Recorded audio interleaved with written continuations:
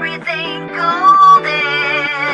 Finding your greatest love, your highest adventures, the joy that brings you into the paradise life that you've always wanted to be living. It all starts with you and going deep inside.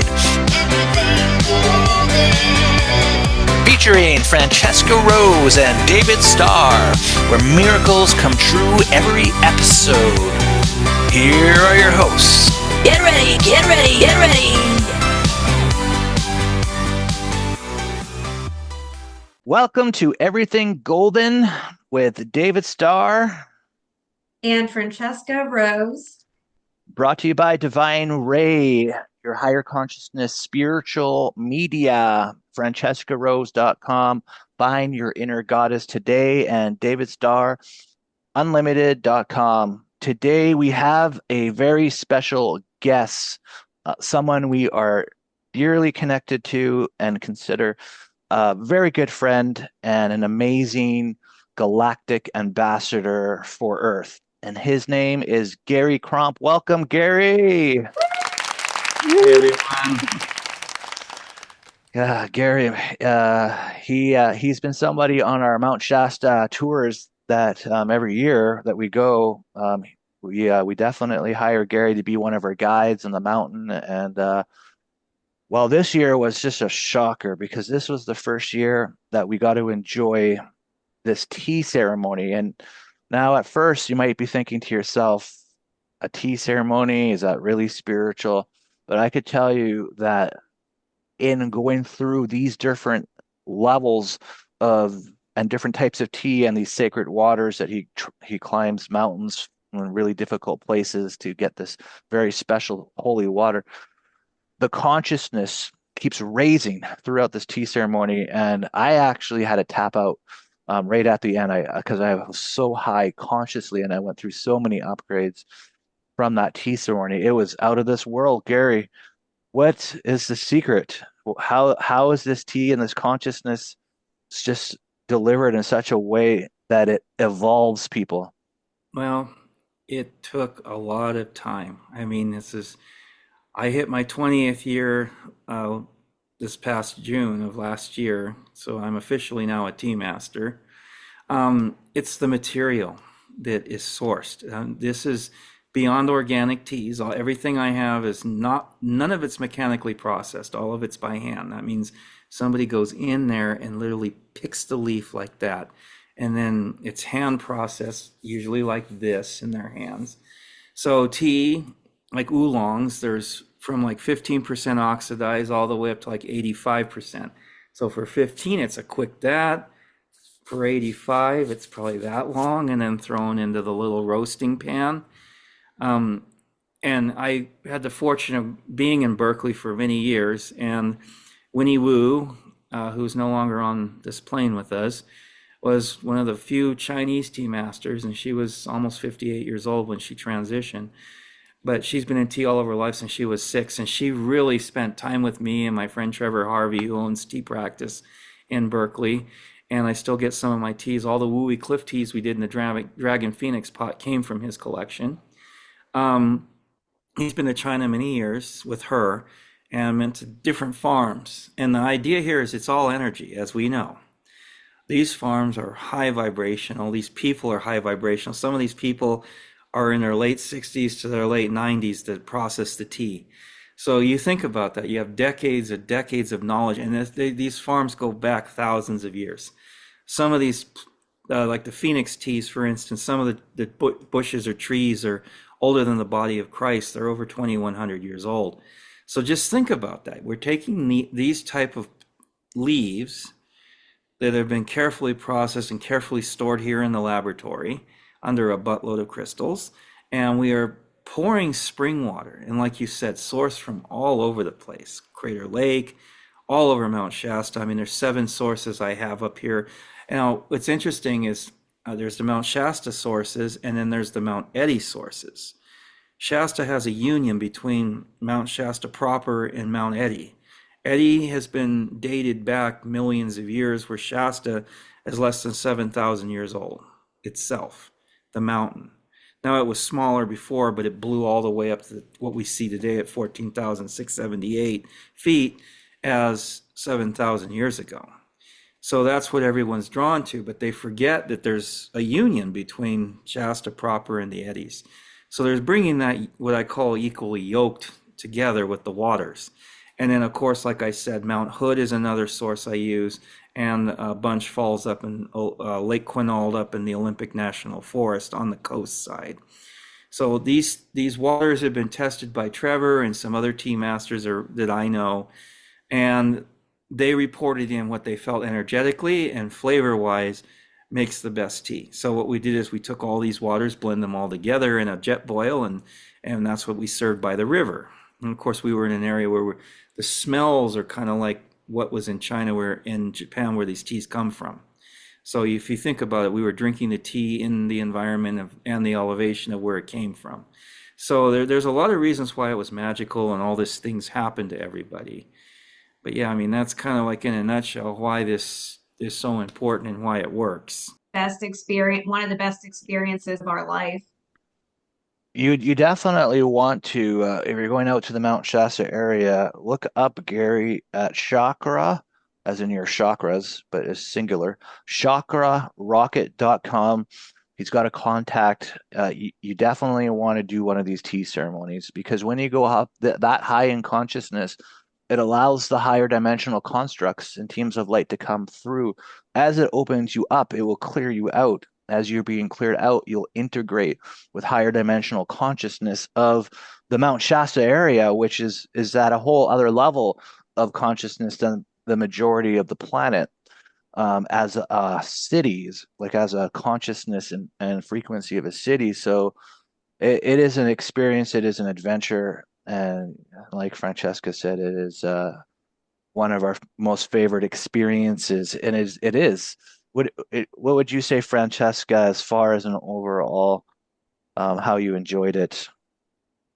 Well, I had like a ton of our soul family there, which was beautiful, and it was just beautifully presented. And he found like a secluded, gorgeous area that was just so impressive by the water, and we were all feeling the rocks beforehand and taking in that energy. And when we got to the site, remember, there was this beautiful ring around the sun, and like we were all Oh, yeah. amazed.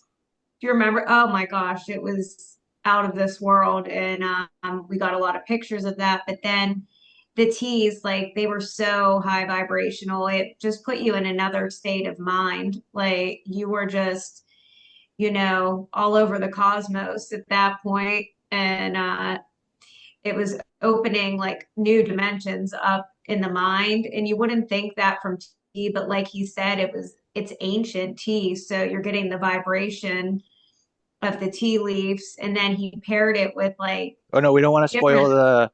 the surprise. Oh, Yeah. There's a whole sorry. surprise with what he pairs the tea with that just blows your mind. It's an incredible experience, but like it's something that is such a nice surprise. You never think it, that we wouldn't want to spoil it, I don't think. You're right. Sorry, I talk too much. But everybody loved it. Everybody loves Gary. And when it came back, Gary is the first podcast back in action, because we have to let the world know about Gary and our soul tribe. And a lot of our tribe travels to Mount Shasta. And so if you are fortunate enough to be able to hire Gary for a day or two for a tea ceremony, and he also has some of the most amazing consciousness technology. Gary is a literal genius, and he's figured out how frequency creates the sacred geometry, and so he's been able to program all of the different octaves to create all geometric shapes that also unlock consciousness. And he has a whole ascension chamber in his residence that you can book with him to bring your group through as well, and it's just That was absolutely unbelievable. That amazing. was You can truly kind like of see a the little most bit amazing there. thing. Yeah, everybody, one of everybody's favorite parts about our retreat was that Ascension Chamber, and a lot of people that went through it were having higher self, higher dimensional being contacts, and just really profound experiences. The general consensus was Gary's a genius, and he has all this cool technology that he makes, and everybody at our retreat, including myself, bought something that is very valuable, but it was to bring back with us because we understand that Gary does understand the greater meanings of creating technology for consciousness. So Gary, do you want to chat about some of the things that you create? So Francesca just held up the spinner. That's the finished one. So that starts out with a Lemurian seed crystal like this one. And there's the root end where it was broken off in the mine. Now this is right here is the other part of it. This is hematite. This happens to meld perfectly with this crystal. I mean, like perfect. So the way that this works is this has a piezoelectric resonance of 786,432 hertz, and it sings. And this one happens to be a Colombian Lemurian, which is like ice clarity. When the hematite's placed on the bottom of it, it's already starting to generate electricity because this is a metal. It's like an iron ferrous metal. And then when I put the copper on there, the foil tape, and then the solders, which are all alchemy solders, it actually is like what happened back in the medieval times with a lot of the big churches and synagogues and things all over the world that use the same sort of ways of harnessing the Earth's energy. So as the spinner rotates, like David pointed out, you're going to get a vortex with it. That's going to be what gives it the electrical charge. And there's an antenna coil that's around it. And that antenna coil picks up the consciousness of the planet and the ethers and the ethericals and all of that. And there's a transistor on there, and that processes what's going on between your intentions and what's going on in the earth and with the ethers. And there's a transformer on there that keeps everything in balance and changes the electricities. Sometimes the crystal will really start vibrating, so we have to kind of dumb that down through the base of it so that it doesn't like overdo it. See it right there? I mean, it's spinning. You know, Francesca's getting a whole bunch of consciousness out of that right now. I mean, it's crazy. Love it. I can feel it. So yeah, that's one thing. And then the other thing I invented is these house protectors. So it's got a Shungite Saqqara pyramid. You can see the notches cut in there. So the Saqqara pyramid is in Egypt. It's near the Great Pyramid, but not as close as it is as they are. And it is a frequency pyramid. Eric Rankin, who I do a lot of work with from the Integratron, knows about all of the mathematics that go on in there. If you yell through a specific chamber, it goes to 432 hertz, and it will go to 252 hertz, which is the King's Chamber resonance, and it will do all kinds of things to your body to heal you. Well, this was Nancy commissioned this piece to protect her house in Las Vegas. So it has a scepter, which is amethyst, and you can see where the wires are attached right here. So this is the positive, and then the negative is down here where it's attached to the base. Now what's really interesting that I noticed is that these top leads are kind of a dull gray color, and the ones down here are bright and shiny. So it's showing you the electrical field that this is creating. And of course the tip of the pyramid right here, look how bright that silver is. It's so bright because that's where all the energy is coming from the pyramid. So if anyone understands how pyramids work, they collect the energy from the side bases and they push it up to the top and then shoot it up. In this case, there's a wire at the very bottom of this that goes right into the inside of this, and it goes right straight into the transformer, which goes through a transistor and then into the bottom of that scepter rod. So the toroidal field coil that's on here is what she's going to use to meditate her own intentions for whatever she wants to do, and that also acts as what sends out what looks like orange segments of energy all over. This one will throw a field of about 600 miles because it's a small Wow. one. But I built a big one that Tawny picked up, my friend Tawny, a week after this ended. I got it done in time, and it was on its way to Florida. That one was 45 inches in height. It's huge. Has an 1.5 inch piece of tubing, where this is only like a 3/4 inch piece of tubing. So there's a lot of stuff in it too. It has all the platonic solids, there's crystal diodes inside of it, and that one throws off an energy field that protects half the planet. So Wow. she's doing major work in Florida with it, being near the Bermuda Triangle. There's already one that sits in the Bermuda Triangle in my friend Chris Verna's place. So we're going to connect those two together with the different coils that are on it. And it's going to, and this little guy right here is actually going to, has a linkage to the other protectors through what's inside of it. So it's really interesting what's going to happen with this whole, what I call Project Arc Bridge, this energy field that we're going to try to send around this planet with these protectors to keep things in check when, with all the stuff that's going on out there that we all know about. It's Yeah. just, It's just fascinating how you have the knowledge of building these. And for those that don't know, like, how is somebody such a genius, how they come along, become a team master and building all this high consciousness technology, how they end up at Mount Shasta, like what story or what part of your story would you be open to sharing with the audience so they can just get to know a little bit about your background? so I grew up in the Bay Area. I grew up in San Jose, in a very unusual part of that area, because the city itself is a giant like wedge. It goes to the bay all the way around it, and then Palo Alto is another high-end spot, and then you got like Fremont, which is also really wealthy on the other side of that area. Santa Clara County ends. But where I live, if I went over the mountain 3 blocks from my house, I was in farmland, and it was like something from out in the valley, like Iowa or Kansas. There's corn, there's vegetables, there's cows, there's horses. My dad's friend had a ranch out in Gilroy. That's why I learned. I mean, I was 7 years old, and he gave me a torch, a gas torch that I used to sweat these copper parts together. He's like, Junior, I want you to go put the sink in the bathroom. I'm like, why am I in there with the torch putting on the fittings? I can't trust these guys to do it. They're idiots. Every time they do it, we have a leak or something like that. I know you're going to do it right. And I would look, and I'd make sure the silver solder would bleed all the way around it before I took the heat off of it. I had a lot of trouble in school. I built a working robot in 2nd grade. It had a wire attached to it because there was no real radio electronics back in like 1983.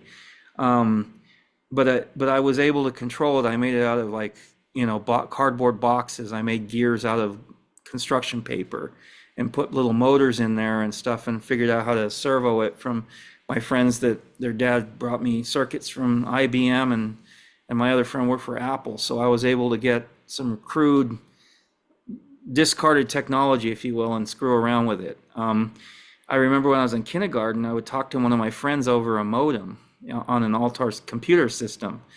We were doing internet before it even came out. Then my dad got a $700 phone bill, and that was the end of that. Yes, we don't know the consequences of these, what we're doing. But that I had an interesting start that way, and then I was writing things backwards and stuff. And then when I got into 3rd grade, I was tested, and because I flunked the gate test 90 times. I did not belong in the public school system. I mean, I had 4 teachers that said I needed to go to a lyceum school. And in those days, you had to get a 91% on the gate test to go. And I kept getting a 68%. And then we found out I had severe dyslexia, dyscalculia, and dysgraphia at the time. And that prevented me from sequencing. So there was no way I was going to pass this test. So they kept me back, and it kind of messed me up a lot. And then when I was about 11 years old, I joined the Clara B. Rees Iris Society and really got into plants. I've been an ornamental horticulturalist for over 35 years now, and I've owned my own high-end landscaping business for that long as well. And I was the president of the Iris Club when I was 11 because the president died of AIDS and put me in charge, which was weird. Um, but that also brings me to my IQ. I had an IQ test done when I was flunking this gate test 90 times. And at that time, I scored 150 across the board and 150 in science. And then in high school, they just were fed up with this because I was starting to like bud roses and do embryo culture of the agnosperm and stuff like that in like 10th grade. So they gave me a Baldwin IQ test. That's the real one. That's the one that NASA gives scientists and rocket scientists and all that. It takes 2 weeks to do, 8 hours a day. And the puzzle part of it was interesting. There were three left. I solved the fourth one to the last three, and then the guy wouldn't do another puzzle. And I'm like, why? He says, I can't score it anymore. I have to call someone that has to come off of the propulsion department in NASA at Cape Canaveral to come and grade these last three puzzles. He's the only one on this planet that probably can. So I don't know. My IQ in science went to 190 and stopped. So Einstein was 210. So I could have a 200 or plus IQ in science and don't even know it. And then the other thing that's interesting is that a few years ago, through my partner Robin, I found out that I have pretty profound sensory processing disorder and autism. There was no way to test for autism when I was in school. It was, the movie Rain Man didn't come out until like 87. And that was somebody that was severely profound. So for me, this has been very unusual. I mean, I wear a compression vest. It's this black thing right here. And that's why I can actually sit here and kind of focus and not do this or whatever, because this kind of thing does make me extremely nervous. Well, you're doing great. But it wasn't until I had my Magi astrologer, Dr. Curly Spurrett, God, this is like 12 years ago. I met her through my friend Fleet Easton, the Prince of Palm Springs, and he was going to get his star on the Walk of Stars because he was in American Theater Company and Broadway, and then he was a singer-songwriter at the time, and he produced an amazing gospel album. I mean, the way he sings Amazing Grace and Go Tell It on the Mountain and all that stuff, it brings people to their knees and they cry. And basically he had the voice of God. And he kept going on about this Blu-ray thing all the time. Gary, I need to find out if you're a Blu-ray. I'm like, what, a Blu-ray disc? He's like, no, this is something more involved. You'll have to go talk to her and she'll have to do it. So he invited me to one of his performances in Palm Springs, and I sat down at this high top table, and she was getting ready to light up an American Spirit, Native American tobacco cigarette to ground. And she came, and she had big black hair and this beautiful robe. And she's like, what do you have to ask me? And I says, well, Fleet said I can ask you anything. She says, that's correct. What do you want to know? I says, I want to know everything. She's like, well, honey, I can only go back 140,000 years. I says, well, then let's start with that. So we started out with the Great Pyramid and the mud line that's at the base of it that had to do with a flood. And then we kept talking. And before I knew it, Fleet's already carrying out all of his instruments and all that stuff. And he's like, guys, what happened? My performance is over. We were out there for 3 hours talking about all kinds of stuff. And then she's like, she collected my numbers and my information and all that and went home. And then I swear to God, it was like an hour and 28 minutes later, she called me and she says, well, I have some good news and some bad news. First, we'll start out with the good news. You are a Blu-ray. The bad news is I have to make a packet that's about this big about you. And you'll have to come back in about 30 days, and it's going to take 3 12-hour days of you being with me to go over everything. And I was like, oh, God, So I ended up doing what she said. We went home to Berkeley. We came back up there, and I started this out with her. She had it spread out all over her kitchen everywhere. And she said the most interesting thing was the part where in my past life, one of my past lives, I was Merlin the Wizard. So that explains this kind of stuff, Remembering the advanced alchemy from the time of the Knights of the Round Table is really important. She also was on the round table too, which is interesting. So that whole time period plays a big role in a lot of the people that I've met in this time period, because I've met almost everyone that was involved in that experience already in my life, in this lifetime. But she said I had to figure out if I wanted to do this huge mission or not. She says I can go home and figure out how to be a millionaire or have a nice car, because at the time I really wanted a Lamborghini. And, I went out to the desert in Joshua Tree and sat at these rock formations that looked like huge Native American heads. And then all of a sudden the color came through the sky that was like real bright purple, kind of like what we see with the auroras right now. And that was the first day that the photon encounter hit Earth for the age of Aquarius. So I'm sitting out there in December on this stupid rock trying to figure out what I'm going to do, right? Well, the answer came, and it's pretty much history, because all of the stuff that's in here is what I did. I adopted the mission, and that's what's interesting. This isn't like what everyone else up here does. They do like spiritual tours, they do guides, they sell crystals, they do this and that. But for me, this is why I'm here. So this is a lot different for me. I take what I do very, very seriously. That I'm responsible for a lot on this planet. I mean, that's a whole nother thing that would take hours and hours to go into, and I don't even know if half the people that are your listeners would even believe me, because I don't even believe half of it myself. But then you see the signs.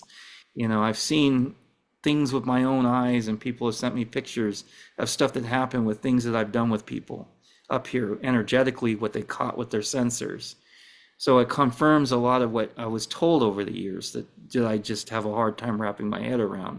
It's like, why would one person be given this much responsibility? And then I, meet someone like Bill Holman, and with the Mitchell Hedges skull, who has a hell of a lot of responsibility himself. So I get it when I see him, and yeah. So what got you to Mount Shasta? Were you starting to open up consciously? So I'm sitting in the same rock in Joshua Tree again with Fleet this time, and we're doing a meditation with the biggest crystal grid I've ever built. It was like huge. It was all over the sand. It took hours to put it together. And Mount Shasta called. Like literally, you hear people say, well, the mountain called. She called me and was in my head telling me I had to go to Mount Shasta. Not why I had to go to Mount Shasta, but I had to go. And I'm like, I ignored it. Then I go back to Giant Rock, and I'm playing around there and putting my hands on it like this. It called again. I go back to Berkeley. I'm at the tea house. I'm drinking a 80-year-old pu'er, and then it calls again. And then it's like 2017, and I was even telling Nico while I was getting some new teas tested, I got to go to Mount Shasta. Now, how the heck am I going to leave Berkeley and everything I got here and go out someplace I've never been to, to find like a location to live and all this other stuff? And of course, COVID happened. And that's what sent me up here. So I lived in a Motel 6 for like a year. And then Robin came up, and then we found this apartment. And I've been here ever since. But it was like I didn't get peace until I actually like started living in Motel 6. That's when I actually got peace. And then I built most of these chime racks, sourced most of these chimes from Randy Masters, got the tuning forks. So really the system really developed here in Mount Shasta when I got here. Yeah, I mean, I haven't had anything tell me I have to be anywhere else. So I'm pretty sure I'm supposed to stay here. Definitely.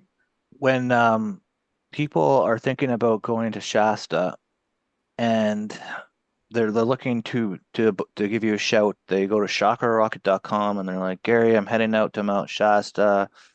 What kind of advance usually notice do you kind of need, and what do you want to tell them that you offer? Like, we know the tea ceremonies, but if there's other I mean, things. 2 weeks would be great. I'll do this as close as 2 days notice. I have to have 2 days notice for the main big tea ceremony, because there's a lot of supplies involved in that, and I have to go across state lines to Medford to get a lot of them because they're not around here. Yeah, I mean, that's a whole thing in itself. Now, what's interesting, I'm glad you asked this, because you came early because we had a late winter. Like literally 2 days before you came, it snowed 3 feet over here above 5,000 feet. So we haven't even had bunny flat completely melt off yet. So the gate's not even ready to open. So there's I just call it, we start doing the rise in elevation. Right now you can drive your car to about 6,100 feet without a problem. Castle Lake is fine now, I found out. It's been about 90 degrees here and at 3,500 feet, so the flowers have started to transition to late spring. So I would have to say that there's three different ways to do this. There's Shasta Winter, where we're stuck to basically headwaters only. Then there's like March through, like when you came in the middle of May, where we can go to a few places that are lower, like Dunsmuir and stuff like that, and maybe start our way up that river where we had the tea. And then as you get into June, you can go higher. The best stuff is really high. I mean, it's beyond 9,000 feet. So really, like after the 4th of July is usually when they pop the gates at the final layers. That's where all the magical stuff is. So if people want to come from July to November 1st, I mean, I could take them to so many things. I know 800 things to go to up here that are life-changing. I mean, the movie Bambi is the only reference I have to it. It's like going into that. It's unbridled, unfiltered wilderness that has you're not going to really run into too many other people, but the energy's up there. And I felt really bad on this retreat that we couldn't do something like that, but there was no way with the snow, It was magical anyway. It was so good. It was definitely one of the best experiences of my life. So you definitely have that Merlin magic that you whip out and give all of us. And the Ascension Chamber, oh my God. Like you reset my whole energy. I realized that all the energy that wasn't mine was taken out of me. And I Wow. was in my full God self again without any energies at all. And I didn't know what to do with myself because I've never been so grounded in my life because I'm usually like zipping around the dimensions. But like it really was life changing for me. Wow. That's just amazing. Yeah, the Ascension Chamber, it's one of the services that Gary does offer as part of his Shasta excursion. And then when you're there, you got to get one of his amazing devices because everybody needs a home protector. Everybody needs higher consciousness. Until we're all shift into love-based reality, there's a polarity construct of some sort. And so the more this is why usually a lot of people in their awakening journey, they'd have this like Atlantean urge to buy crystals and just compulsively, obsessively, and you don't know why.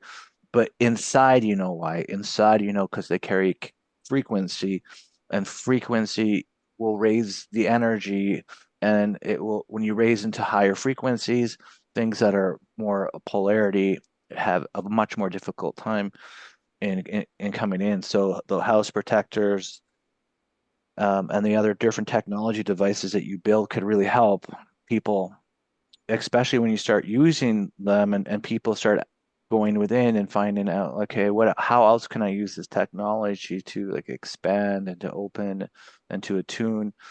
But essentially your consciousness, your technology is unlocking people and clearing them. Yeah.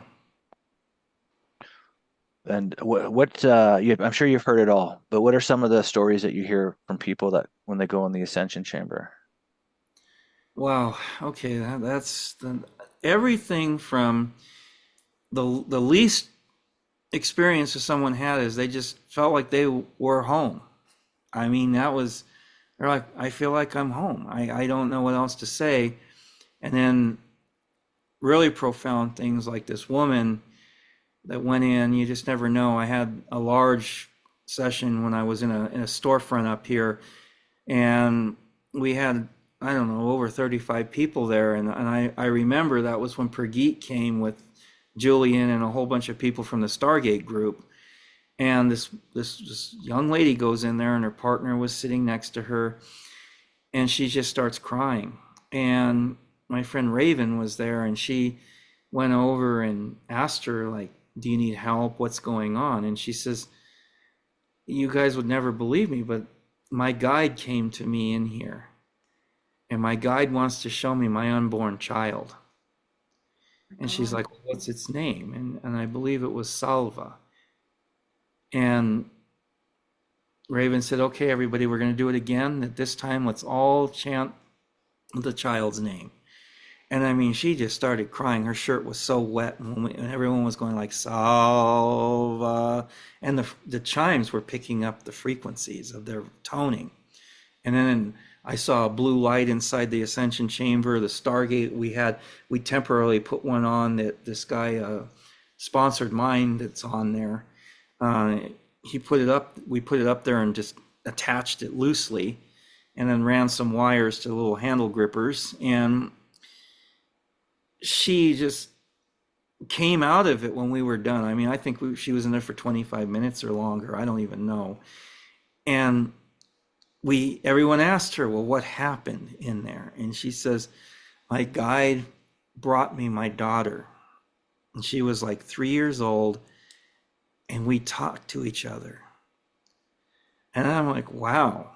And then she said, thank you. And she came and hugged me real tight. And then the next day, her and her partner went up the mountain, and they went to go and create the child. So I'm still waiting. It was like 3 years ago. I'm still waiting for them to bring a little girl here to put them in the Ascension Chamber. That's So that's one of the more profound things. I mean, and other things that people have done. Someone had to go to Sirius B to do some work and get some information. That's the longest chamber session I ever had. It was an hour and a half, because we had to keep completing transmission. I was very exhausted after that one. Somebody had to go to the Palladian system again for some work and to bring knowledge back to Earth. A lot of people go through the Milky Way galaxy. I mean, Dr. John Shin's up here right now. He's somebody I collaborate with, and he works for the U.S. Department of Energy. He's a frequency specialist for the U.S. government, to doing the good stuff, thank God. Him and I were talking yesterday, which is ironic, about his Ascension Chamber experience, which was over at the Mary Michael Mandala in the living room on a lead line. He went up above the Milky Way galaxy, and he says it was rotating one direction. And then he realized how worm string theory works. The galaxy stopped. He was able to control the galaxy. And he says, it just dawned on me, like maybe the other day, Gary, he says, I think that your chamber showed me how the space-time continuum works, and that we could control it. We could travel through it somehow if we had the technology. And that's what he's really thinking about right now, is how do we make this a reality? So that was pretty profound. Now, like I told him and his friend that was with him, that what for me, while he was learning all that, and he didn't tell me that, he had his group, the 360s here, and they're a pentatonic group. Each one of them placed themselves by one of the chimes, and their vocal toning was the exact frequency of what was coming out of the chime. So I think that was a higher power situation there for John to be able to figure all that out, because of the people that were also involved. And we were conducting our own vocal experiments while John was in there. And I think that session lasted about 35 minutes. So yeah, those are some of the things that have happened that are pretty profound with the chamber. And do you want to just let sort of people know like how the Ascension Chamber actually works off of like the pentatonic scale and Okay, and so how that works? the tubes that are on the Ascension Chamber for the most part are all 2-inch Sirian spaceship aluminum tubes.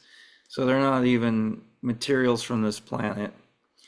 The first tube is 180 hertz, which is an F sharp, which is the triangle. Second tube is 360 hertz, which is the circle and the square.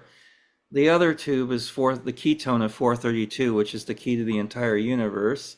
And then it's 540 hertz, which is a C sharp, which is the pentagon. And then another F sharp at 720 hertz, which is the hexagon, which is the helix of almost everything that's a creational form on Earth.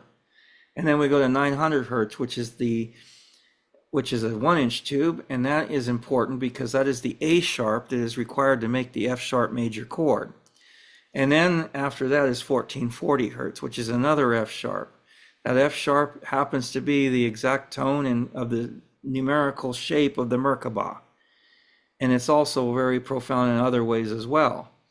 When you play these, I play a Fibonacci spiral of 180 to 360 to 540, 900, and then up to 1440. And then I have tuning forks that go to 6120 with it. And that's the first thing that happens in the chamber. So I tone through the center of the chamber, and Randy's friend got my voice going up to 220,000 kilohertz, which isn't even possible.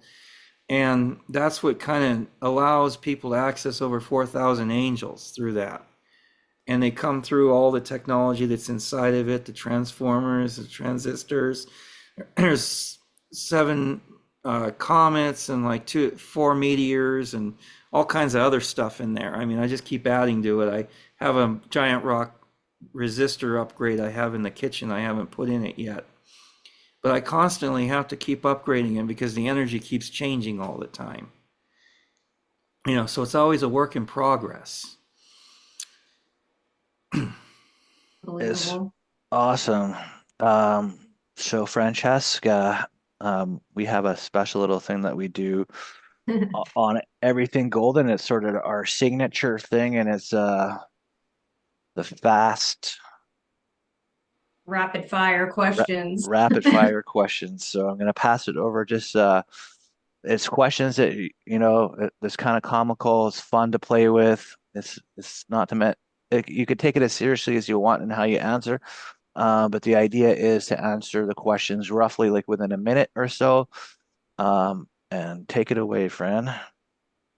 All right. Who do you resonate with more, Tesla or Einstein?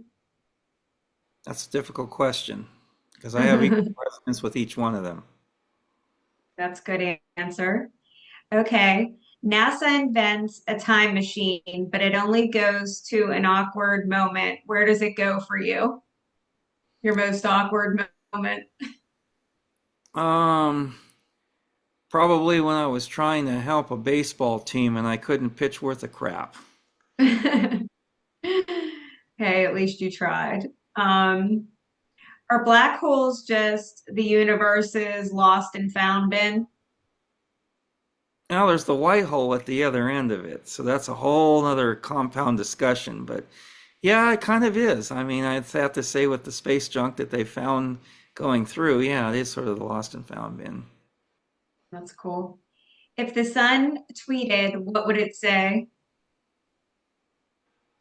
God, what's going on in this universe? What is the worst vacation spot in the galaxy? Probably the dark nebulas. Why? I don't know anything about them. It's kind of a dark void. I mean, there's nothing out Oh, there. that's cool. If you could reboot the laws of physics, what's the pettiest rule you would add? Stuff just don't float if there's gravity present. I mean, that's something that everyone up here drives me crazy with. They think we've gone 5D, and I keep explaining to them stuff would float because it would defy gravity. So that would be what I would say. That's smart. Okay. The Space Olympics introduces a new event. What is it? Oh, that's interesting. Traveling the speed of light between Earth and Moon. That would be cool.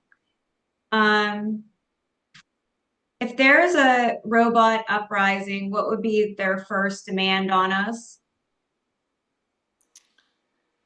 That we would self-terminate. Let's hope not. Um, what is the #1 hit on the Alien Billboard charts? What song do you think it would be? Probably Funky Town.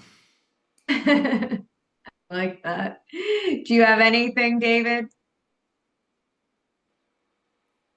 Theories on the moon. Is it real? Is it a base? What's your thoughts?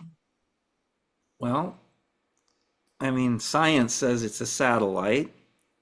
NASA under classified files is saying that it's hollow to a degree. Yes, it is a base. It's only accessed from the dark side of the moon. That's why no one can know about it because the ships come in at an angle that we can never see them. And it's very important because of its distance from Earth and to the sun is exact. That's why we get the coronal ejection when we get a solar eclipse.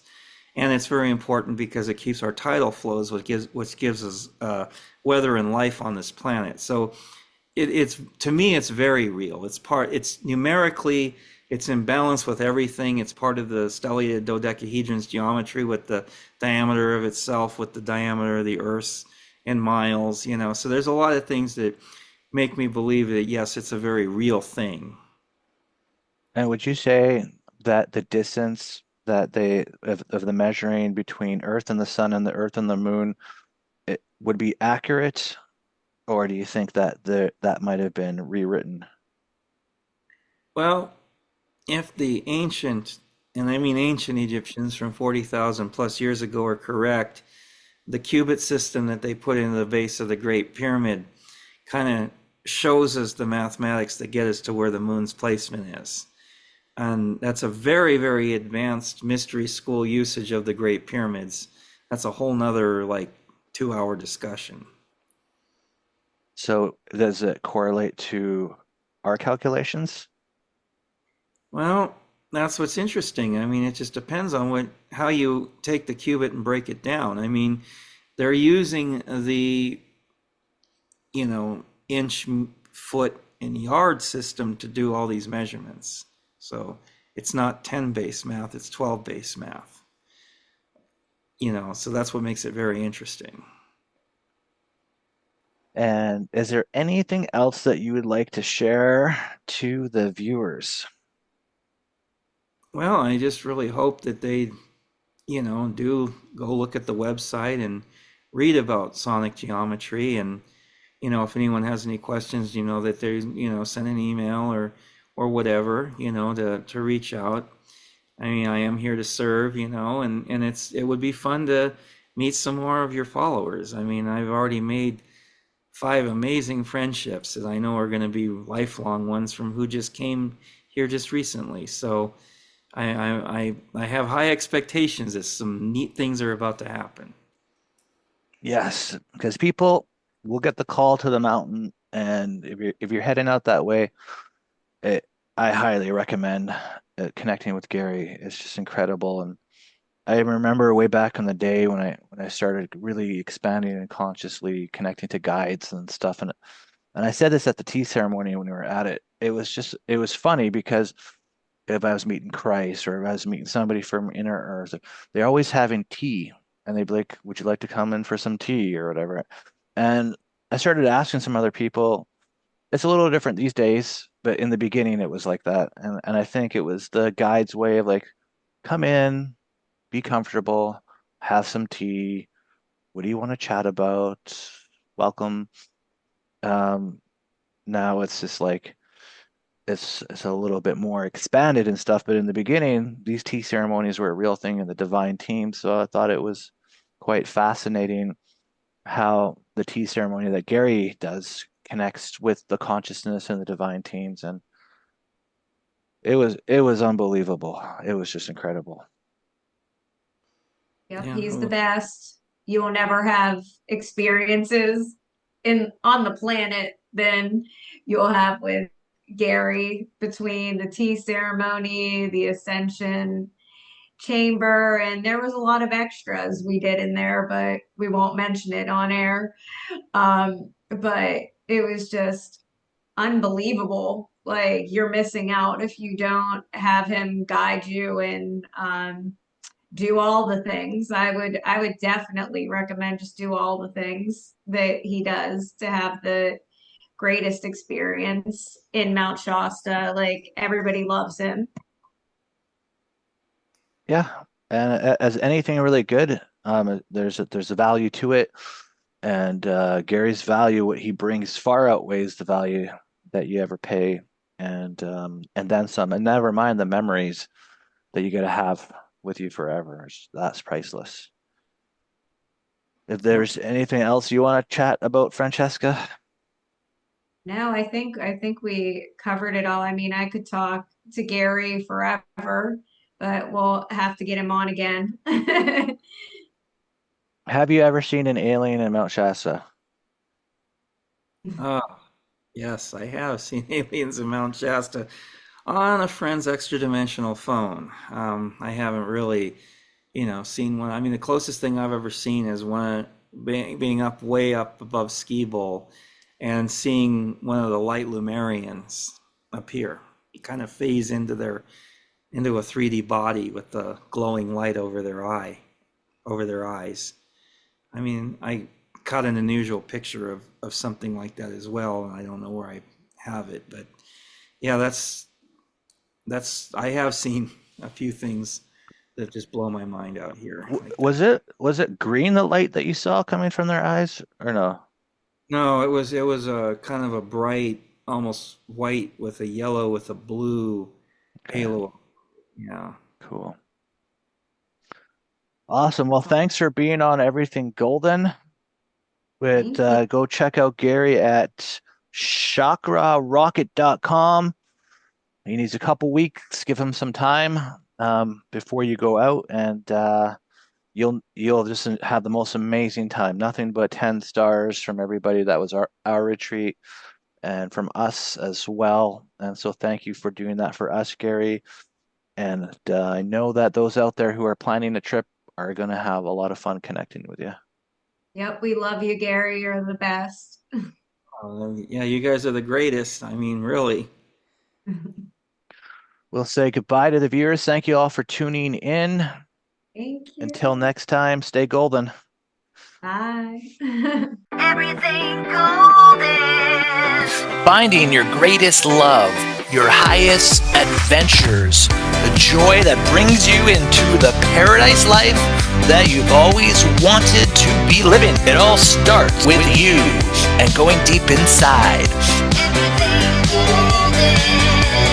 Featuring Francesca Rose and David Starr, where miracles come true every episode.